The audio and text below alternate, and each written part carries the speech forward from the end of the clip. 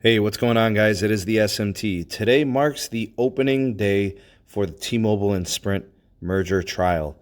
What we have is a merger that has already reached approval from federal agencies. We have the FCC and the DOJ that have approved it according to their concessions and regulations. And we have states that are opposing. Xavier Becerra from California and Tish James of New York, those state attorney generals, are leading the way on this attempted block of the merger. So testimony officially began today, December 9th, 2019. The presiding judge is Victor Marrero of Manhattan Federal Courts. We are expecting a trial that will last approximately 2 to 3 weeks. There are a handful of names that already testified and offered testimony today, and we've got some of those details actually available for you. So some of the individuals that were involved in today's proceedings: Sprint's marketing officer, Roger Soule, or Soleil, I'm not sure, I think it's Soule. They were asked, how does Sprint attract customers from other carriers? They're asked about pricing, 5G technologies, and things of that nature. Also were Boost executives, the senior vice president, GM, and sales distribution executives, Deutsche Telekom CEO, T-Mobile's SVP for branded retail, and of course Dish's co-founder and current chair, Charlie Ergen. Of course, we're expecting Marcelo and John at some point to be involved here in terms of, what exactly was being asked of these individuals.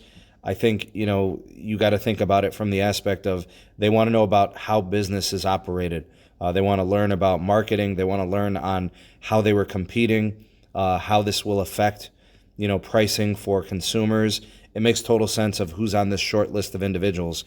In terms of Charlie Ergen, he's the kicker here.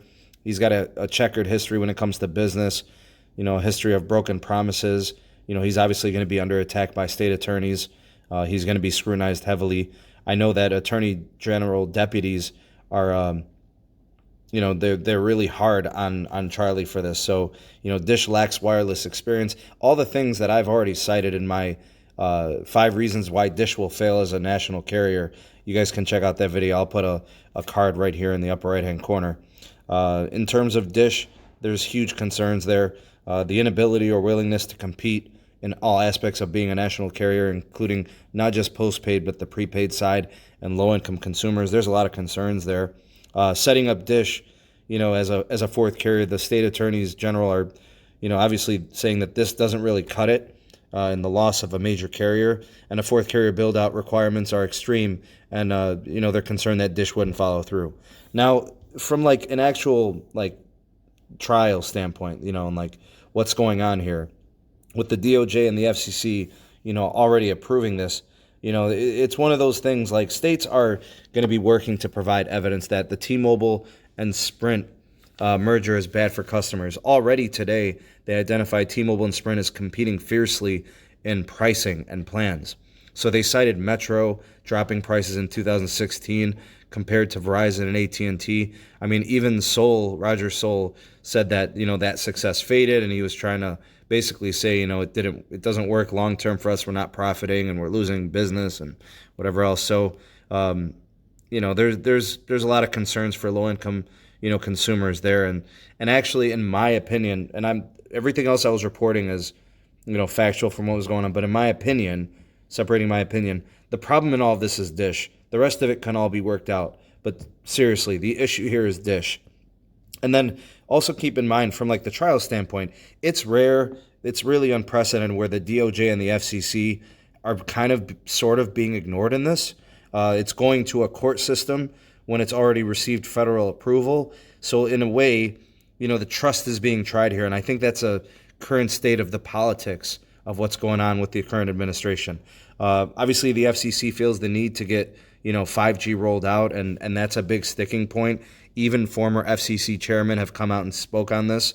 There's a lot of talk about spectrum needing to be released, and Dish hoarding it, and Sprint having a lot of it needs to come out. But obviously, this from a a general standpoint nationally with all these different network technologies as well as private sectors, it's true. We do need to improve our 5G situation, and there is a 5G competitive market out there in terms of international. There is pressure to compete.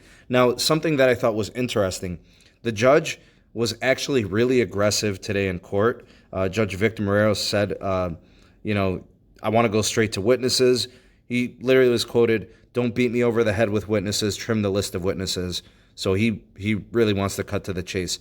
Expect a very quick, fast, and speedy trial. They're saying 2 to 3 weeks. That puts it right at the new year to kind of get done. So we'll see what happens. We're following it. But yeah, that's kind of the update for now on what happened in court from today. There are obviously some other details and whatnot, but that's kind of what I feel is kind of important. I do think it's interesting that the judge is kind of speeding it up. In a way, I feel like that could be good for the merger because the precedence is the FCC and the DOJ have cleared. So I lean towards pro-merger, but I mean, I could be wrong. And again, I have a problem. I don't have the problem with the merger per se. I have a problem with Dish as the fourth carrier. So a lot of people, I don't want to be attacked for being pro or anti-merger. I just, again, like I said, I think the problem in all this is T-Mobile has picked Dish as the fourth carrier, and that's where my concern is for customers, especially low-income and prepaid customers. But hey, you guys let me know what you think of these developments. Let me know what you think of this update. If you appreciate it, go ahead and hit that like button and do share it to your favorite social medias. If you guys want to get more involved with the communities, check out all the description box links. You've got PayPal share link if you want to support productions here on the channel. You got the Discord server, you got the Patreon community if you guys want to get involved there.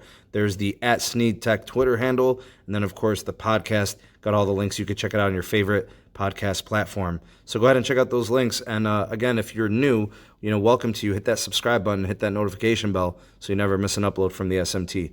And that's it for this one. I hope you guys have a great rest of the day. Get that discussion going down in the discussion tab, and we could talk about these events. So exciting times, and we'll see what the merger trial holds. So again, this is the SMT, and I will see you guys on the next video.